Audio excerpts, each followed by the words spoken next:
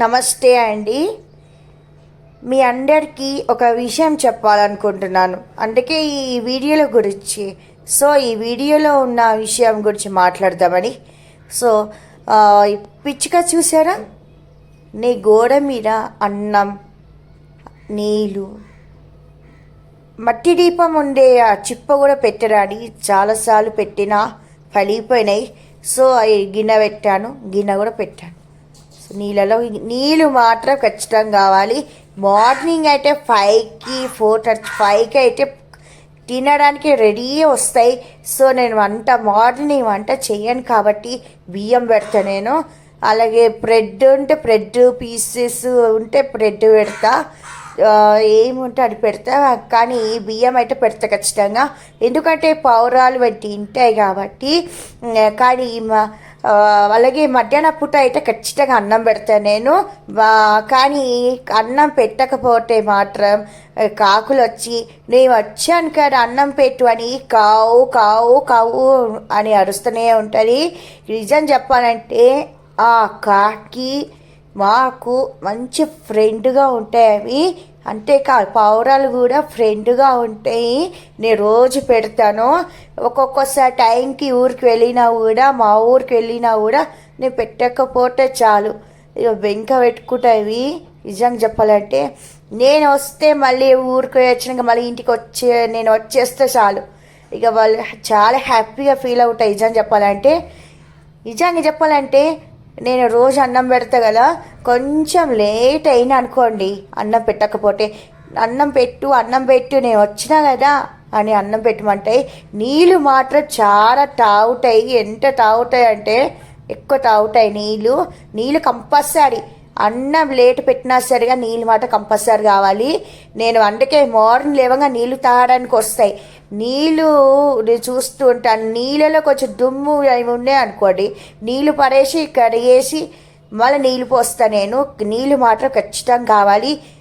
నీళ్ళు తాగకుండా తిండి తినవు. నిజం చెప్పాలంటే నీళ్ళు ఎక్కువ తాగుతాయి, అందుకని నీళ్ళు ఎక్కువ పెడతాను నేను కంపల్సరీ. ఇప్పుడు చూడండి, అన్నం తీసుకొస్తుంది, అన్నం తీసుకొని వెళ్ళిపోయింది కదా. ఇప్పుడు నోట్లో అన్నం పెట్టుకుంటుంది, నోట్లో అన్నం పెట్టుకొని నీళ్ళలో ముంచుకొని తింటాయి.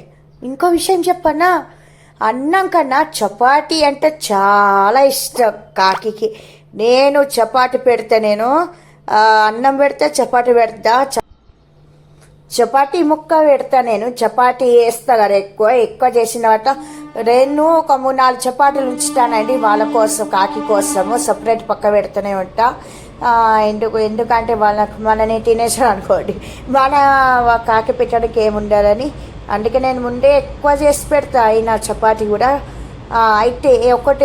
అయితే నేను ఏం చేస్తానంటే చపాతీ ఫస్ట్ వాళ్ళు పెట్టింది తింటానండి. వాళ్ళు పెట్టిన తర్వాత నేను తింటాను. నేను తినాక వాళ్ళకి పెట్టాను. వాళ్ళకి పెట్టిన తర్వాత ప్రసాదంలాగా నేను మనస్ఫూర్తిగా ప్రసాదంలాగా నేను దండం పెట్టుకొని తింటాను నేను. అయితే చపాతీ చేసిన తర్వాత చపాతీ ముక్కలు చేసి కొంచెం పీసు అక్కడ కొంచెం ఒక్కొక్కటి దూరం పెడుతుంటా నేను. పెడితే కాకి ఎంత ఇష్టంతో తింటే అంటే అన్నం తినాలి కానీ ఫస్ట్ చపాతీ కావాలి. నిజంగా చపాతీ బాగా ఇష్టపడతాయి తినడానికి. అలాగే మీ ఇప్పుడు ఇంకోటి ఎవరైతే అన్నం పెడతారో శని దోషాలు పోతాయి, శని స్వరిస్తూనే ఉంటాయి. ఆ ప్రతి అమావాస్య రోజు నాడు ఖచ్చితంగా అన్నం పెట్టాలి బాబాయ్. ఎందుకంటే పృథ్వీ దేవతలు కాకి రూపంలో వస్తాయి కాబట్టి తినడానికి. నిజం చెప్పాలంటే ఇంటికి వచ్చి అన్నం పెట్టి మనం నడుస్తూనే ఉంటాయి రోజు, కానీ అమావాస్య రోజు కూడా పెడితే చాలా మంచిది. కానీ నిజం చెప్పాలంటే కాకులకి పావురలకి వాళ్ళకి రోజు అన్నం పెడితే చాలా మంచిది. చనిపోయిన వాళ్ళు కూడా కాకి రూపంలో వచ్చి తినడానికి వస్తాయి. పితృదేవతలు కూడా ఆశీర్వాదం, వాళ్ళ వంశానికి అభివృద్ధి ఉంటుంది కాబట్టి. ఎవరైతే కాకి అన్నం పెడతారో వాళ్ళకి అష్ట ఐశ్వర్యాలతో శని దోషాలన్నీ పోతాయి. ఎవరైతే ఎంతమంది అన్నం పెట్టారో కాకి అన్నం పెట్టారో నాకు ఒక్కసారి కామెంట్లో పెట్టండి. అంత శుభమస్తు. Thank you for watching. జై శ్రీరామ్.